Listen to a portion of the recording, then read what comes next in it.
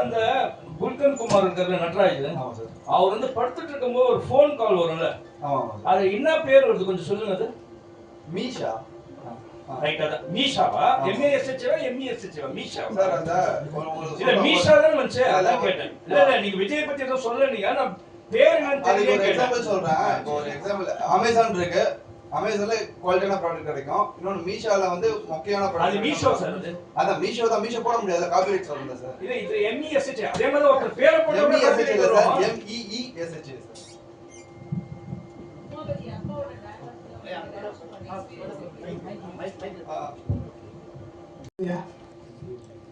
நீங்க சொல்றதாவே இருக்கட்டும், யாரையும் நீங்க சொல்லல, சந்தோஷம். ஆனா இந்த படத்தை கொஞ்சம் சீரியஸா வந்து தமிழ்நாட்டு மக்களுக்கு இது ஒரு நல்ல செய்யற மாதிரி ஒரு அரசியல்வாதிகளின் இந்த சித்து விளையாட்டு காட்டுற மாதிரி எடுத்துக்கலாமே. காமெடியா வந்ததுல 10/10 தான் படமா இருக்குது. I love this question. I love you.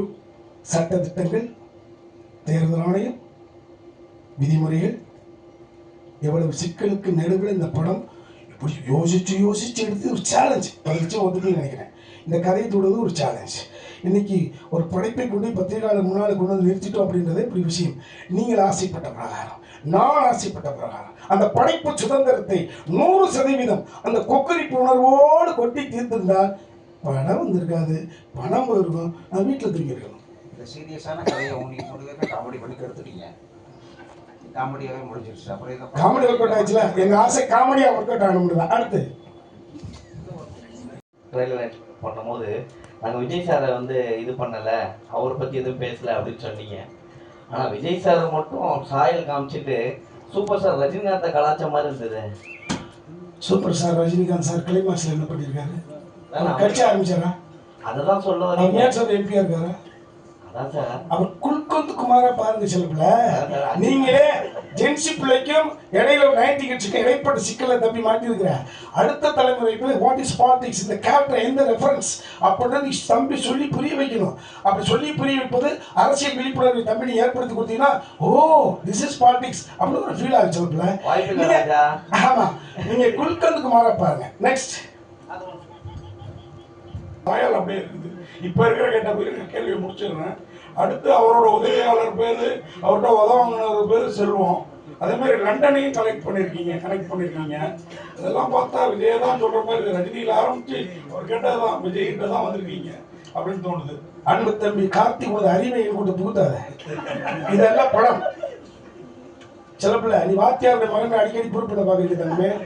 அதல்ல, அதுக்கு நான் ஆட்பட்டவன் கிடையாது. நான் நினைத்திருந்தால் ஒரு சுமூகமான ஒரு கதையை எடுத்து இப்படி ஒரு விஷயத்தை இவ்வளவு ஒரு சேர பண்ணியிருக்க முடியாது. நான் தமிழ்நாட்டில் மக்களுக்காக, எனது வயசுக்கு என்னப்பா, தேசிய விருது வாங்கிட்டப்பா, நேஷனல் அவார்டு வாங்கிட்டப்பா, பெரியார் விருது வாங்கிட்டப்பா, இதை ஒரு தயாரிப்பாளர் இந்த படத்தை எடுத்துருக்கிறாருன்னு தமிழ்நாட்டு மக்கள் ரசிச்சுக்கிட்டு இருக்காங்க. ஹவுஸ்ஃபுல்லா போயிட்டு இருக்கு. பெரிய மகிழ்ச்சி. ஒவ்வொருத்தர் முகத்திலையும் பார்த்தீங்களா, ஒருத்தர் முகத்தையும் பார்த்தீங்களா, என்ன மனப்பாது இருக்கா? நேற்று இரவு வரை இந்த படம் வெளியாகாதா என்ற ஒரு பதட்டத்துக்கும் பதவதைக்கும் உள்ளாகி உடல் ஆரோக்கியத்தை, உள்ள மகிழ்வை, உள்ள நிம்மதியை கெடுத்த படம் இது. அப்பா இனிமே இந்த மாதிரியான அப்படியான ஒரு முடிவுக்கு எங்களை தள்ளிடுறாங்க. நீ கார்த்திக் மாதிரியான சப்போர்ட் பண்ணு. இது முழுக்க தனி நலன் சார்ந்த கருத்து அல்ல. இது ஒட்டுமொத்த மக்கள் நலன் சார்ந்த கதை. நீ விழாவாரியா விரிச்சு எழுத நாளை கழிச்சு மத்தியானம் 1:45 மணிக்கு கூப்பிட்டு பேசுறேன். அடுத்து இல்லையா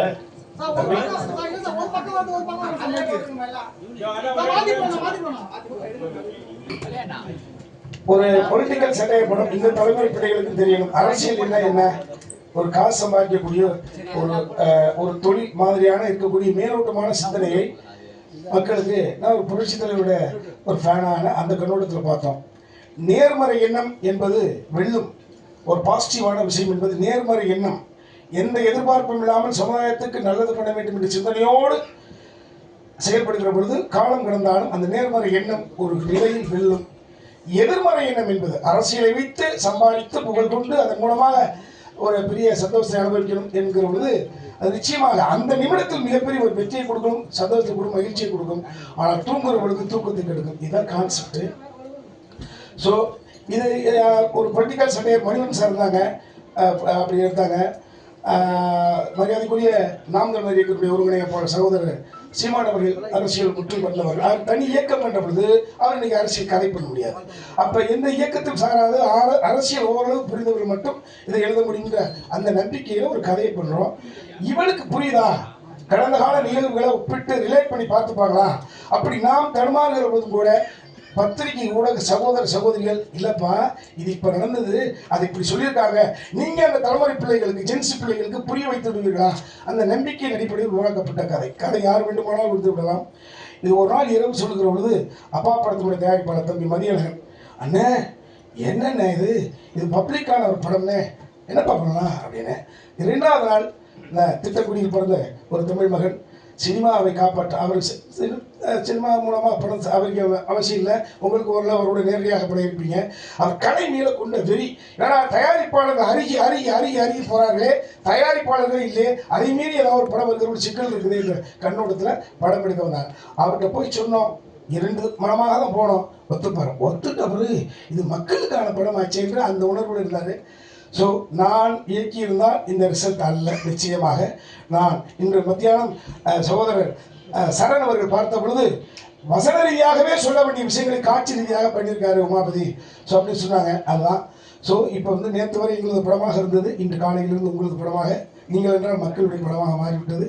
இந்த படம் சம்பந்தப்பட்ட கேள்விகளை நீங்கள் சகோதரர்கள் சகோதரி கேட்கலாம்.